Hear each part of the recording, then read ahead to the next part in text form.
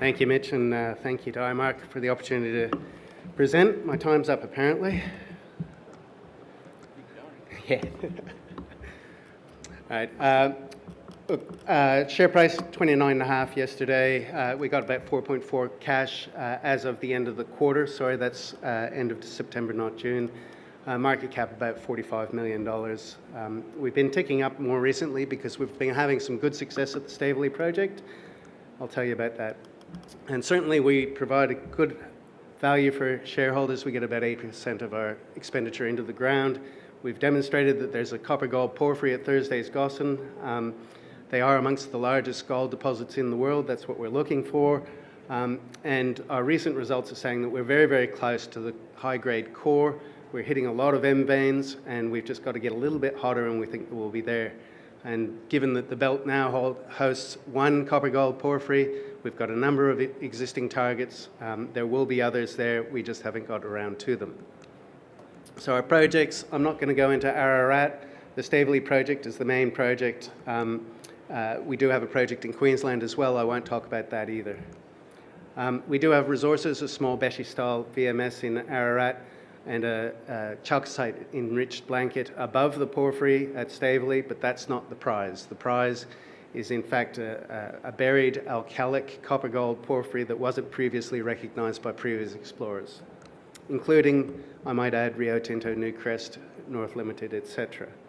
So the opportunities are in this now very large package in the Stavley belt. We've been awarded Block 3 in the recent release by the state government, but we have been exploring quite extensively over the past 4 years, primarily at Thursday's Gossan and Mount Stavley. So we think that we have an opportunity here because we've seen something a little bit different to what the previous explorers had seen. They saw a large, low-grade, copper-only porphyry. We've identified that there's a second phase porphyry. We've got that conclusively in age dating. And this porphyry may be smaller, but it's a copper-gold rich porphyry, and we're well in the hunt for it now. So one of the key observations and the light bulb moment for us was that the chalcocite blanket that sits on this porphyry only sits on the east and the northeast margins.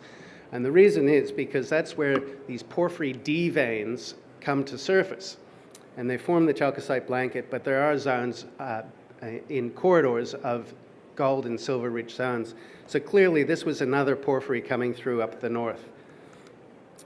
Really at the very far side of this evolution of porphyries is the D veins.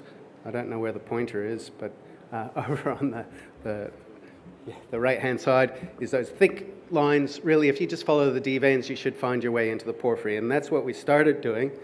We drilled a series of RC holes, a bit of brute force exploration. We ended up getting quite a good set of results in shallow exploration. Then we started adding, so that's a section, 64 meters at 0.4%, but we weren't in the best part of the system yet. We added diamond tails on it. We started getting some bigger hits, looking like a real sort of porphyry, but again, we're still not in the best part of the system. So we went on and continued to get some big hits, but again, we're not in the potassic zone. So we're on the margins. We're clearly demonstrating that the system has endowment in metal, in both copper and gold, and silver for that matter. But we had to continue the hunt to find the core of this system. In doing so, we have intercepted these porphyry M veins. So hole 15, we got some nice intercepts in these D veins, copper and gold, but we got 120 meters of these M veins. In Cadia Ridgeway, these are the veins that you hit just before you get to the ore body. The system's very juicy. There's a lot of veining. These veins have railroad tracks, so little magnetite selvages to them. It says that the system is very hydrous, so it's a lot of fluid, and it's also very strongly oxidized, so its ability to carry copper and gold into mineralized zones when it precipitates is exceptional. So hole 17, 15 and 16, we had hit the M veins above the low angle structure. Now in hole 17, we hit it below this low angle structure. And really a 500 million year old deposit. It's been dismembered by structures. So it was quite a feat to try and pick it up below this low angle structure. And then, so we picked it up in hole 17 again below that structure. and it looks very, very nice. These look very similar to the Katy Ridgeway veins, and then we hit these sorts of veins, which are a lot thicker, they're laminated, and these are the ones at Katy Ridgeway that do carry the copper and gold when the magnetite is interground with bornite. So what we think of these veins is they're just that little bit too cool, and we need to get into the hotter part of the system. We'll start to see the bornite appear, and then the gold will kick in.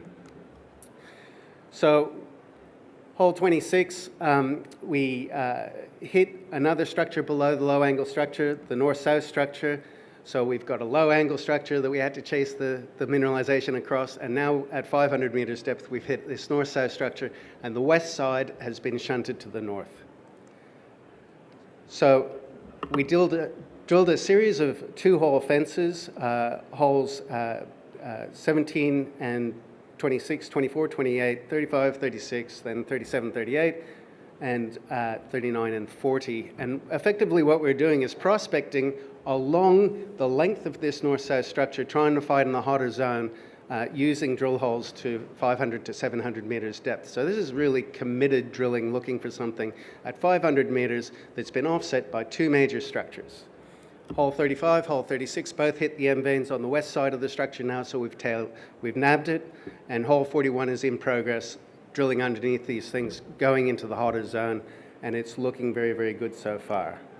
So the takeaway messages really are pretty clear. An undiscovered porphyry copper gold is at Thursday's Gossan. We're in the hunt right now. Drilling's in progress.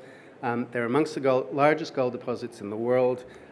It's structurally complicated, but we're past that now, and we've got it by the tail, and we're tagging it with every hole now.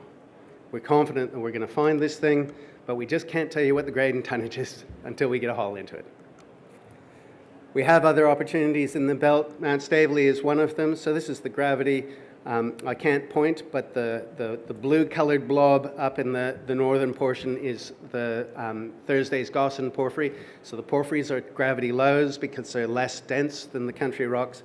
In the mid portion of the image there is Mount Stavley. It's another smaller gravity low. We believe that's a porphyry sitting underneath there. It's never been drilled, but it does have 5 kilometers of peripheral gold mineralization. Previous explorers hits up to half an ounce. We drilled recently some good near-surface intercepts. We've sent this off for metallurgy. It comes back with amazing recoveries just as a heap leach. But the point really is that this is definitely part of a porphyry system. It's just peripheral to it. And we're looking at, going back, hole Stavley 17 was drilled by Geoscience Australia. They produced a report that effectively said that the pyrites in that hole were equivalent to Wafi Golpu. Well, they're here in terms of their chemistry, and they included this picture in their diagram to say that there should be a porphyry signet depth underneath that. So we're on the same page. There are other opportunities in the belt up to the north and a few others that we haven't even touched yet. So once we get a hole into the porphyry at Thursday's Gossan, then we'll spread our wings and we'll start looking at the regional exploration.